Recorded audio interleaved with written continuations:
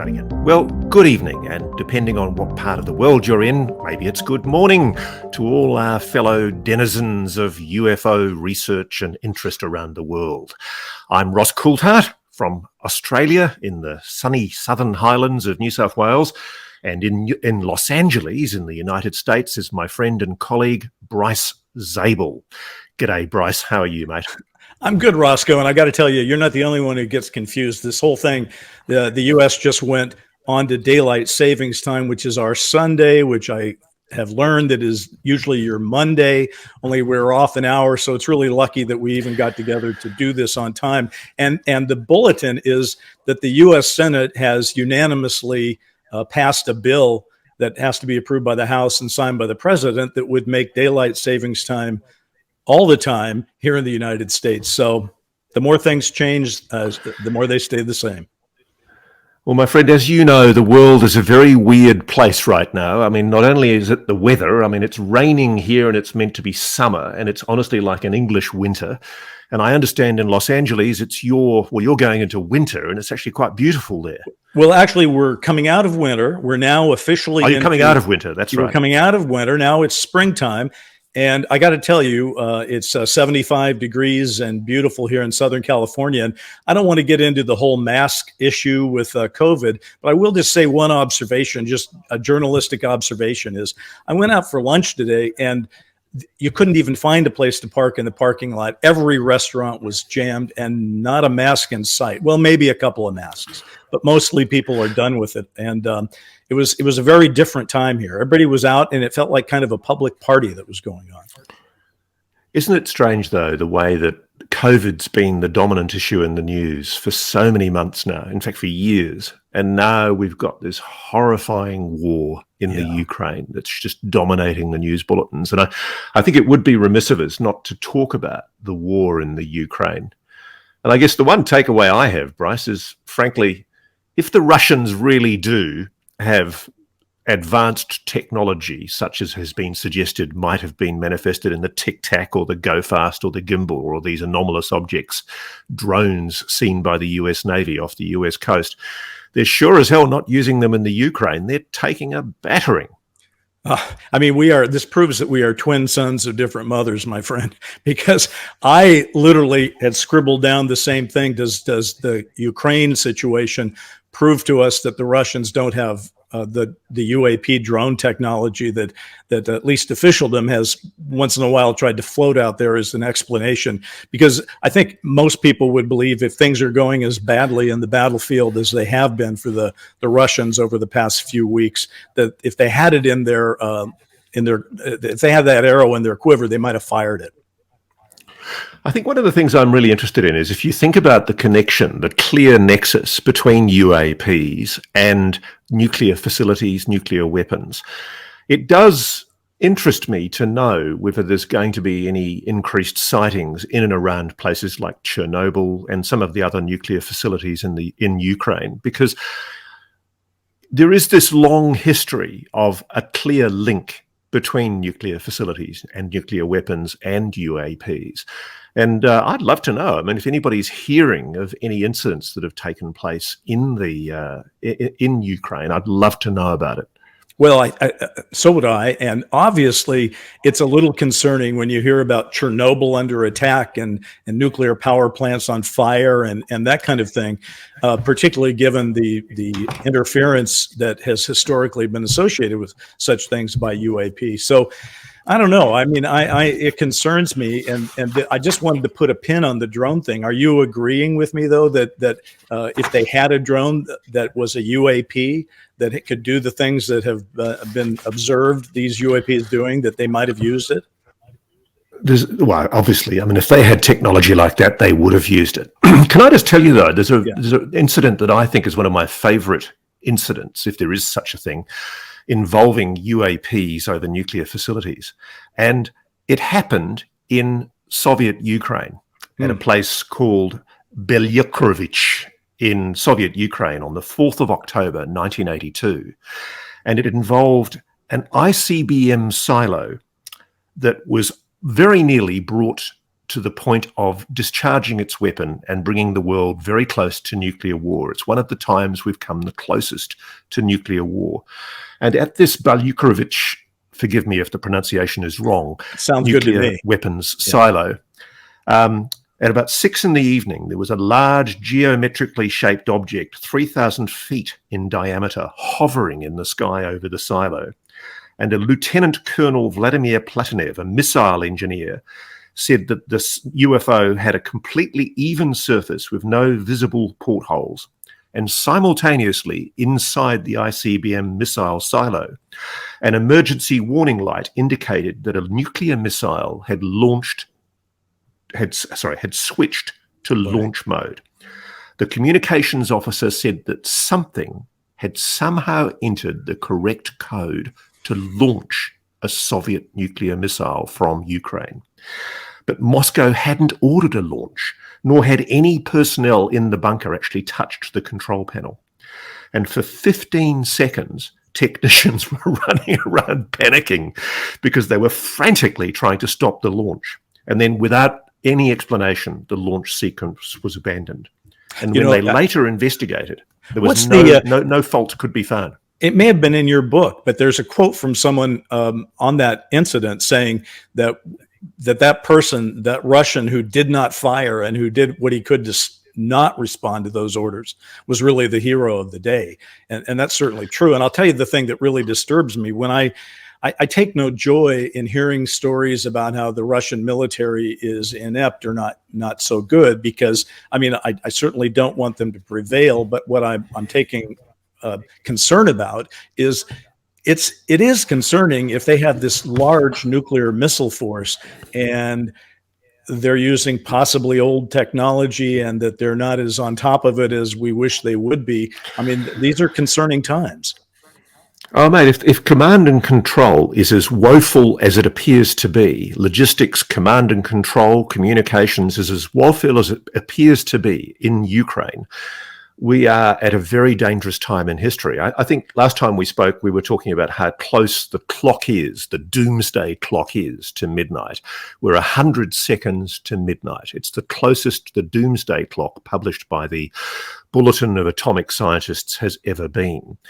We're in incredibly dangerous times. But look, let's record some of the week's news, Bryce. Yeah. For me, one of the top moments was, even though he's spoken before about the reality of UAPs, the former head of the DGSA, Alain Julet, who's the former spy boss, the equivalent of the CIA in France, he went public on a podcast and said that he was aware of underwater submerged objects traveling greater than the speed of sound underwater. It's amazing that you can have an intelligence official, former, making an assertion like that, and it's not immediately front page news in every news bulletin. I find it astonishing. Here, my friend. Yes, it is astonishing. However, it is interesting that we've had our own selection of CIA bosses, former bosses speaking out. John Brennan, of course, and there's been a couple of others. And now we have this French spy master speaking out. I think it is time to pay attention to them. And honestly, if you think about how fast these things are recorded going in the air, the concept of going faster than the speed of sound underwater is mind-boggling. Now, I did see somebody, I haven't been able to look into this, but they were saying that sound travels faster underwater, so that's a relative thing. Yeah, that's what I really want to know. I want to know. Yeah. I'd love to interview Monsieur Julet to see whether he's talking about the speed of sound underwater or whether he's talking about the speed of sound in air being exceeded underwater. Let's be honest.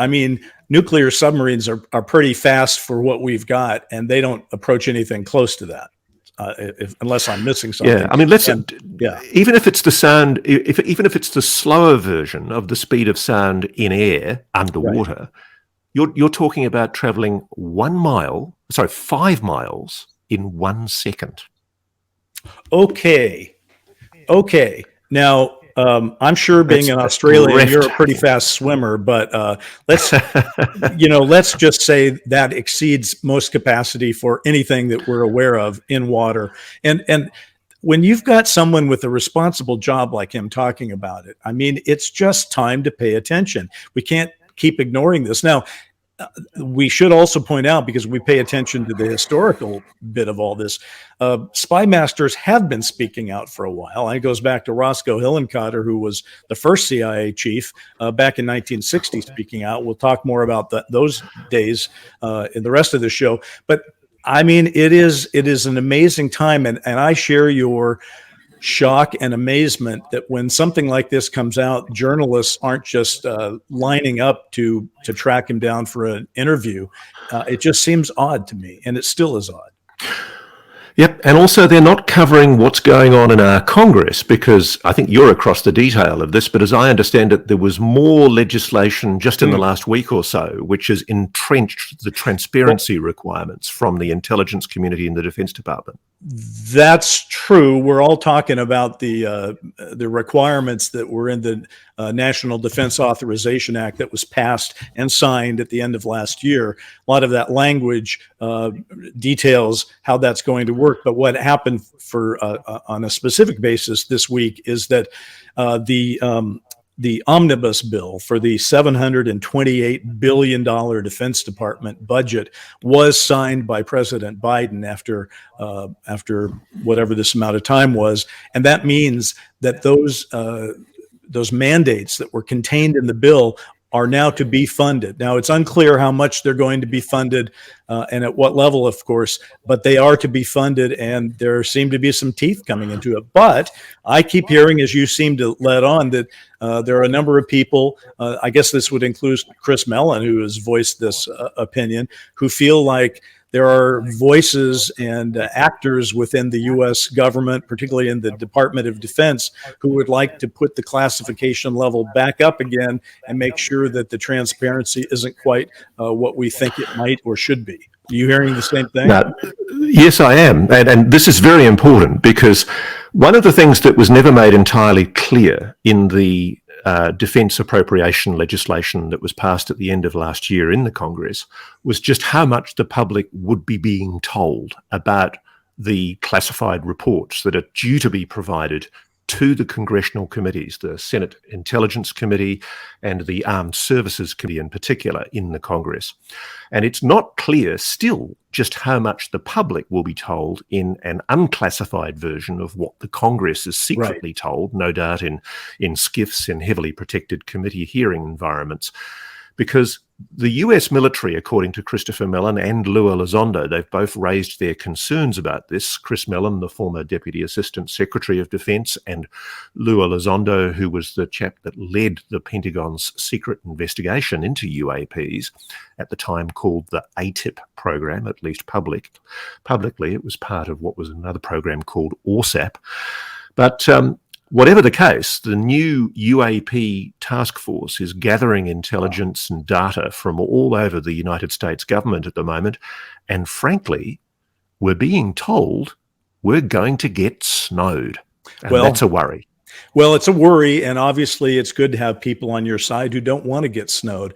I'm just going to take a moment here and veer off from the interesting and valid point you just made into the sublimely ridiculous. But if it's a warning at all about how the Department of Defense wants us to look at what's going on, you referred to the newly formed UAP. Well, there was a UAP task force, and now the Defense Department is calling it the AOI MSG, which we've been laughing about because it stands for, and let's see if we can do it, Airborne Object Identification.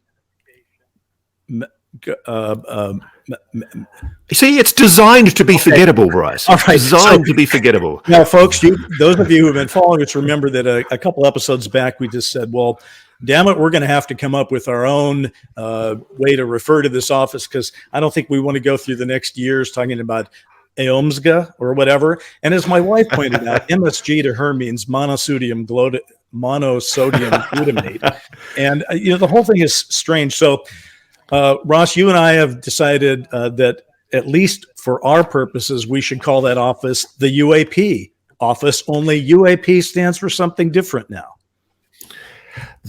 I love this. I think we're very clever coming up with this unpronounceable acronym from the Pentagon. Unpronounceable acronym from the Pentagon. Yes, folks, you heard it here first. I hope it catches on. I don't know if it will. It's probably confusing, but it can't be any more confusing than AOI MSG. And by the way, as long as we're talking about what's in a name, let me wrap up this first section of our podcast here with a little name game.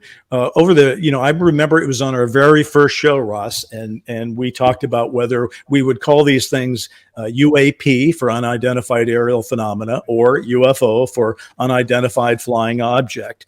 So, and I wanted to say that a whole year earlier, I had asked people on through my Twitter account what we should call it. And I gave them only two choices, UFO or UAP. And UFO won 72 to 28%, and there were close to 1,000 people voting on it. So we went back out, folks, and we asked again, but we threw in a little bit of subtlety. We said, okay, what's in a name? What should we call these strange objects? We got 786 votes in a 3-day period, and we gave them these choices: UFO, UAP, they're interchangeable, or they're both wrong. So I don't know if we can't get a drum roll here, but I will say that UFO won again, but not by the same margin when given options. UFO got 36.8% of the vote, which I think the point is that none of them really work. They're not flying and they're not aerial. Some of them are underwater and some of them are in orbit. Both wrong. I mean, well, okay, they were interchangeable, came in second with 30.5%. UAP really didn't measure up, 19.6%. But your point, Ross, that you just made, 13.1% said they're both wrong. And the truth is, if we're going to talk about unidentified submergible objects going past the speed of sound underwater, UFO or UAP aren't quite right. So coming up next, we've decided it's time to look at the actual history of the investigations into the phenomenon, the official reports that have been done. And coming up next, we're going to take you to one of the most little known, and it was an exploration done by a chap in Australia called Harry Turner. And I think his story is intriguing. Coming up next on Need to Know.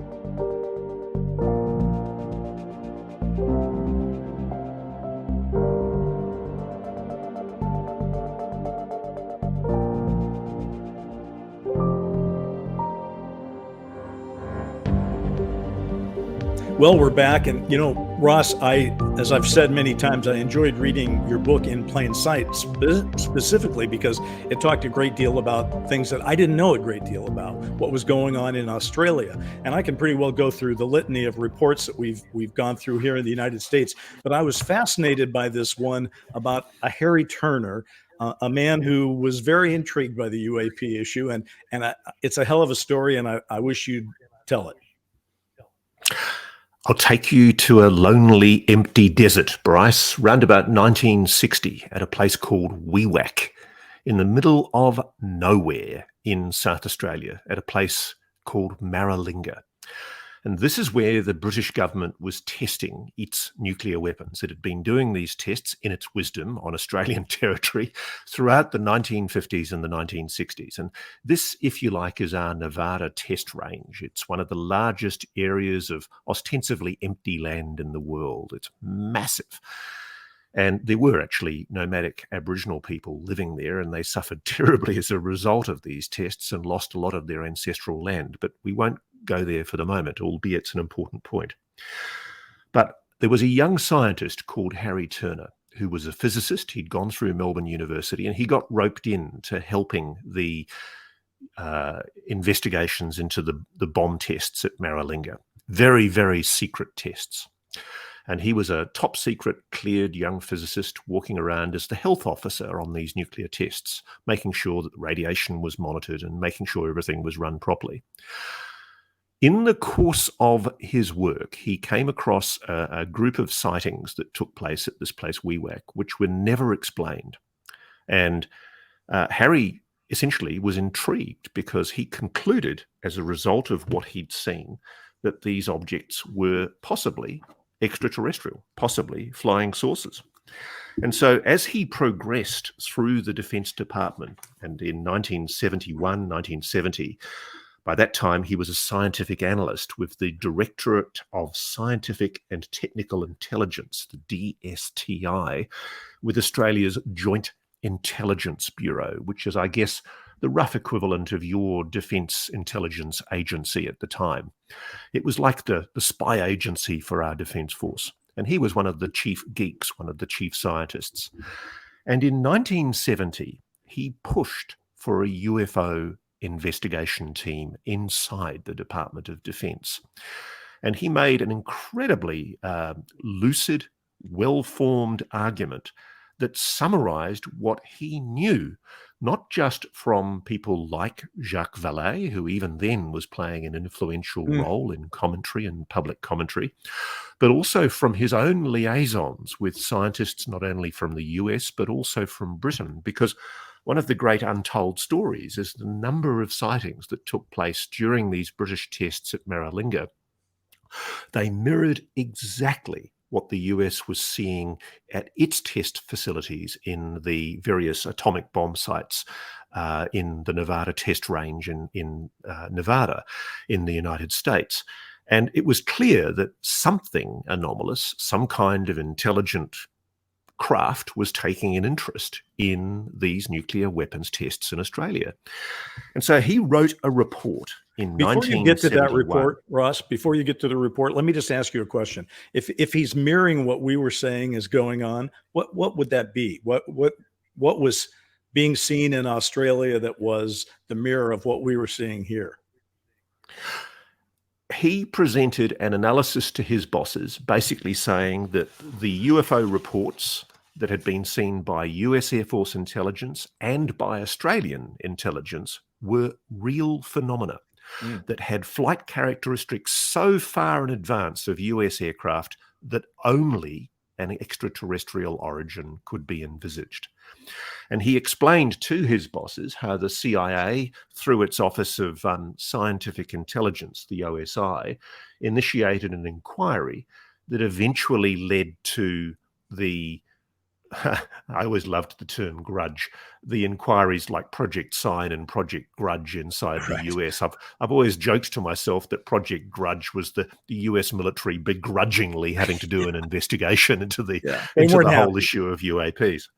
No, and they were. I mean, essentially, what Harry says, though, and this is really interesting, this is a guy inside the very apex of our defense science technology organization.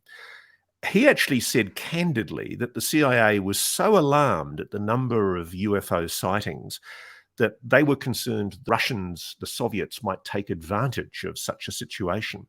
And so OSI, the CIA, acting through a so-called Robertson Panel meeting in 1953, persuaded the US Air Force to use, eventually, Project Blue Book as a means of publicly debunking UFOs. And at a later stage, they were pushing for a crash program into anti-gravity research. And what's fascinating to me about Harry Turner is here is a guy who's got top secret clearances. He's seen strange objects. He believes that they were extraterrestrial craft hovering over Australia's nuclear weapons test facility at Maralinga. And he's flatly saying that essentially there's been a cover-up, that the US is trying to shut down the whole UAP issue by publicly debunking UFOs whilst secretly investigating them and launching a crash program into anti-gravity. Yet again, the cognitive dissonance between Yeah. what is being said publicly by the US Air Force and what is being said privately in confidential documents. This document that he wrote, it's about 30 pages. It was a top secret report prepared for his bosses, which candidly said the US was conducting secret research into anti-gravity and they were taking these UAPs very, very seriously indeed. Although he never took it to the same degree that Harry Turner obviously did. It sounds like Harry Turner has a little bit of the flavor of Australia's J. Allen Hynek. He's an academic originally, correct? And he's working on the inside, advising the Defense Department at roughly the same time.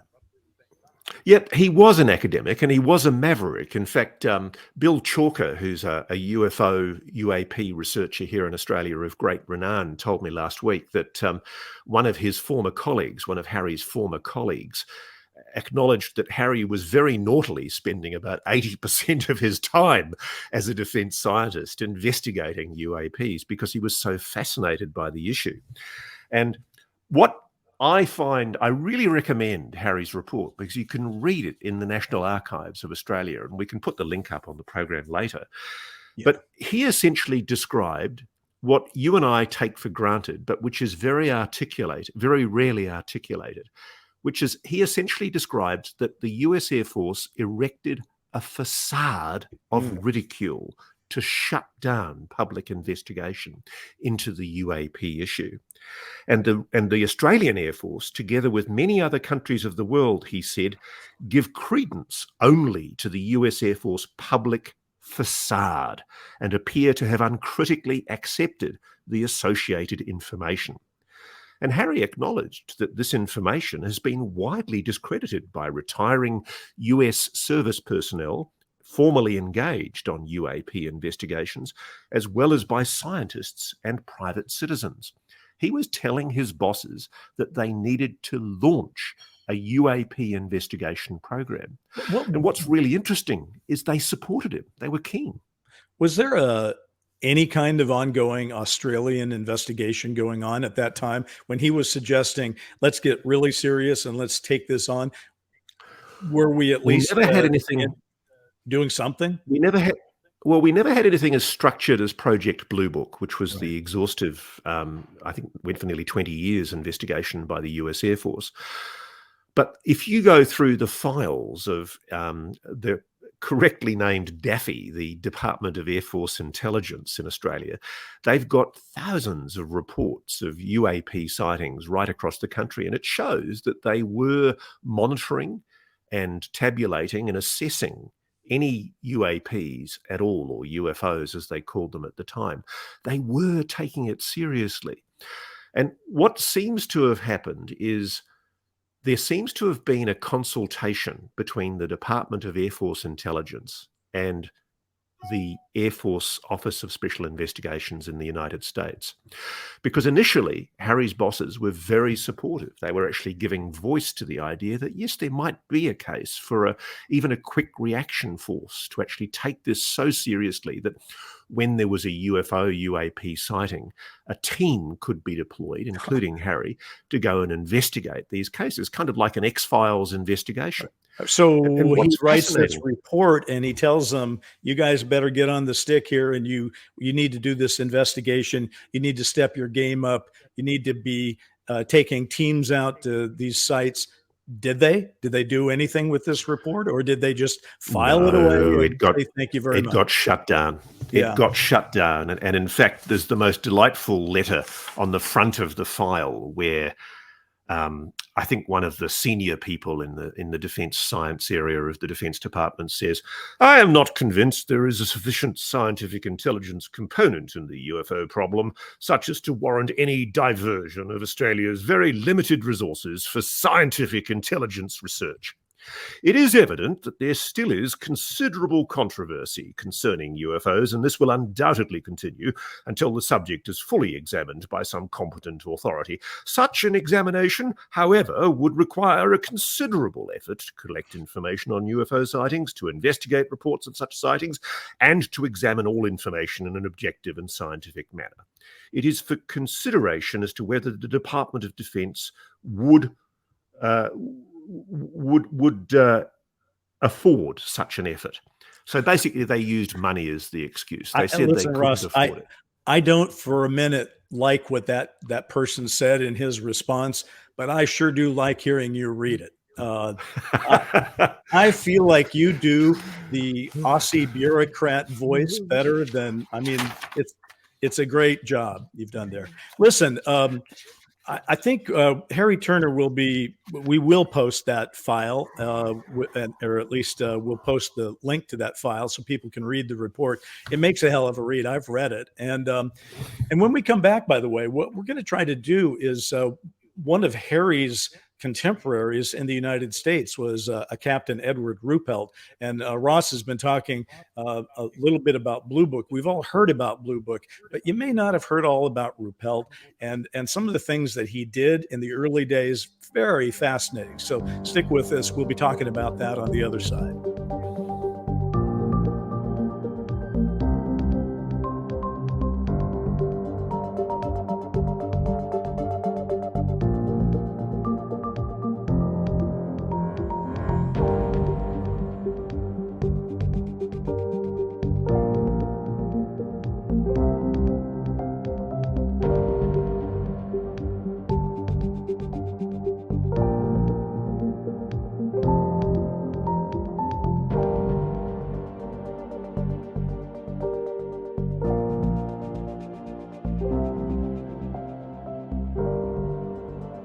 Welcome back to Need to Know. Well, we left you last segment with the lamentations of an Australian physicist, Harry Turner, telling us how he was snowed by the Australian Air Force in his efforts to get a UFO UAP investigation team up and running in Australia.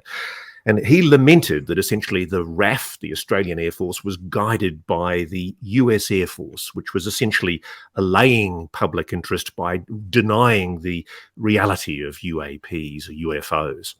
Now, Bryce, you've been doing a bit of digging into the various committees and groups that were set up by the CIA, the US Air Force and the defense community to investigate UAPs in the US. We're being told publicly all through the period of the Cold War and right up to the present day that there's no issue of national security, no threat to flight safety. But behind the scenes, mate, what were those committees? What's the story of the history of investigations by the US into the phenomenon? Well, we're never going to tell the entire story in this podcast, but I will say I really liked what you did with Harry Turner. I enjoyed hearing the story through his point of view. And so I want to tell people the story of a young Air Force officer, a guy that lands a gig that's going to either make or break his career. And that happens to be someone named Captain Edward Ruppelt, who was the very first guy to get the gig running Project Blue Book here in the United States. And before I tell you about Harry and how he interacted with Blue Book and literally how he met his end, I want everyone to understand this was a decorated World War II bombardier. This is the guy that dropped the bombs. And he was awarded 5 battle stars. He got 2 theater combat ribbons, 3 air medals, 2 distinguished flying crosses. I mean, this was a decorated man. He was a young man when he was doing all that. He got out of the war. And he got a Bachelor of Science degree in aeronautical engineering from Iowa State College. So I think he thought that was going to be his life story, but it turned out there was another story in line for him, which was do you think he wanted to be a UFO investigator, Bryce? No, I can imagine for a combat pilot, he would have lamented being asked to do it, wouldn't he? He didn't at all. In fact, what happened is he thought, okay, well, like a lot of other of my friends, I got a chance to go to college. That's great. And now I'll go do something else with my life. But the Korean War was being fought at that time, and they pulled him back into the Air Force. And he got assigned during the Korean War to the Air Technical Intelligence Center, which is headquartered at Wright-Patterson Air Force Base. All right, so what happened is, by the time he comes in there, this is a time when the United States it wasn't exactly the world that you're describing where they were saying one thing publicly and another privately. They did work their way up to that, and frankly, during his time at the head of the whole thing. But we were in the middle of something called Project Sign at the time, because there was a lot of stuff going down in 1947, 1948. And he was one of the guys where the very young guys involved in that. And then as Project Sign... Can I interrupt? Yeah, sure. Can I just interrupt for a moment? The key point that I take away from that is Project Sign, Project Grudge, all of these operations before Blue Book, they were taking the issue seriously, weren't they? They were engaging with and acknowledging it as real. In fact, what Ruppelt said over and over is that there were always divisions of opinion. Some people wanted to believe it just had to be the Russians or us or some earthly explanation like comets or whatever. And there was a large and sometimes growing group of people that said it had to be interplanetary. And this was something that was acknowledged back at those times. And it wasn't until later they decided to get out of that business. But what happened to Ruppelt, he was really organized. This is a guy, I'm an organized guy, so I can relate to that. He was just very organized. And so they said, well, we're going to turn this into Project Blue Book. This is in 1952, and they said, we're going to put you in charge of this thing. And so he ended up being in charge of Project Blue Book. And one of the things that makes Captain Edward Ruppelt stand out, folks, is that he is the guy that first coined the phrase unidentified flying objects. They were, of course, flying saucers from 1947 until he got the gig over at Blue Book. And he said, that doesn't seem quite right. It doesn't describe exactly what many of them look like or even how they fly. So unidentified flying objects became his thing. Now, when he first got that gig, he described the world of the Air Force, Ross, that he had lived in for the past couple of years as a state of near panic. That there were just a lot of people running around the Air Force, as you pointed out, who just said, we don't know what this is, but it feels like national security to us. And so these were tense times. And he also said that when people... He did say this, though, as time went on, when the press would go and talk to these people and say, well, what do you know about this? They got the same, this is a quote from him, they got the same treatment that you would get today if you inquired about the number of thermonuclear weapons in the U.S.'s atomic stockpile. In other words, just because the military was willing to talk about it, they didn't have a formal way to get rid of this, but they were not eager to lay out all their work product in front of everyone. Now, I'm going to drag you in here. While he's on the job doing Project Blue Book, something called the Robertson Panel comes in, and you alluded to that. Why don't you bring us up to speed on what Robertson was? Well, essentially, the Robertson Panel is best described, my friend, as a CIA snow job. It was an attempt to basically shut down public interest in the phenomenon. That's what Harry Turner thought here in Australia. That's what he'd been told by his mates over in America. And that's certainly acknowledged now in released declassified documents from your official national archives that show that there was a deliberate attempt to shut down public awareness of the UAP issue by essentially using ridicule and dismissiveness. And the Robertson Panel recommended that as a strategy, which is quite astonishing. It was very, very unscientific. And the excuse that was given was that essentially UAPs were a distraction. UFOs were a distraction from monitoring the very real threat of potential Soviet incursions into American aerospace. But I've never quite bought the explanation that they wanted to shut down the issue because of that, because surely any object breaching your airspace, your national security, hovering over sensitive national installations, whatever it is, it's a national security threat. And by definition, isn't that what the US military is meant to be protecting the nation from? Yeah. And this is why I think that the argument that that was laid out to try and use the Robertson Panel to justify shutting down public concern. It's BS, and it's BS to this day, because it's still very much the argument that dictates US Air Force policy today. And it's why we suspect that there's something being hidden, that there's something that they're concealing that they know, frankly, which explains why they've decided to shut this issue down. The CIA, I'm sorry, go ahead. No, that's right. No, because I do think, you had the Washington flyover in 1952. This was an issue that was at the forefront of American national security concern. The most sensitive areas of the American government had been essentially the airspace above them had been penetrated by unknown objects doing incredible things that the US Air Force could do nothing about. And so the very next year they have the Robertson Panel. And what does it do? It tries to shut down public awareness and interest in this issue. Why? What did Ruppelt say about that? Well, it's the pivot point, the Robertson Panel. That's the point where the attempts at some transparency became more like, we just better not admit these things are real. Maybe if we stop talking about it so much, people will stop seeing it so much, is how they kind of came down on it. And I just want to drag it back to Ruppelt's experience, because he spent those early years in Blue Book, and people always give him high marks for it. He had a staff of 10 people. They were investigators. They were doing a good job. J. Allen Hynek was involved at the time. He thought he was doing a good job. These guys were trying to do the best they could because they were trying to seriously look into it. And I just want to point something out. He leaves in 1953. He doesn't leave until after the Robertson Panel. And one of the reasons you could say maybe he left is that after the Robertson Panel, Blue Book got downsized from 10 people to 3 people, one of whom was Ruppelt. So he may have thought, okay, I see the writing on the wall. I got to get out of this place.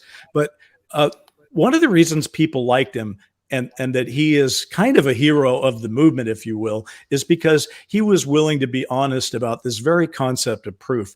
And I pulled something from a book he wrote that I'm going to be talking about in a second. But here's what he said. He said, the hassle over the word proof boils down to one question. What constitutes proof? Does a UFO have to land at the river entrance to the Pentagon near the Joint Chiefs of Staff offices? Or is it proof when a ground radar station detects a UFO, sends a jet to intercept it, the jet pilot sees it and locks on with his radar, only to have the UFO streak away at a phenomenal speed?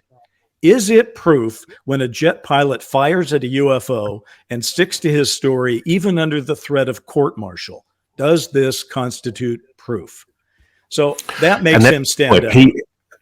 And he was saying that. I think he wrote a book subsequently, didn't he? Did. Where he basically he acknowledged the reality of what he saw, and he was questioning why this issue was being shut down by his former superiors in the military. Well, he wrote in the 50s. There were a lot of people writing books. Donald Kehoe was probably the most popularized at that point. But after he left, Ruppelt wrote a book in 1956. This is 3 years roughly after he left. It was called Report on the Flying Saucers. I believe that was the title. No, the Report on the Unidentified Flying Objects. Why wouldn't he use his own word, of course?